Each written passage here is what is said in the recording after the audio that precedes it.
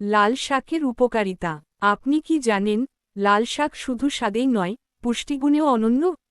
এই শাকে রয়েছে আয়রন, ক্যালসিয়াম, অ্যান্টিঅক্সিডেন্ট ও ভিটামিন যা আমাদের শরীরের জন্য খুবই দরকারি।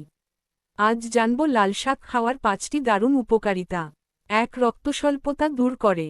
লাল শাকে প্রচুর আয়রন আছে, যা হিমোগ্লোবিন বাড়িয়ে শরীরকে রক্তস্বল্পতা থেকে রক্ষা করে।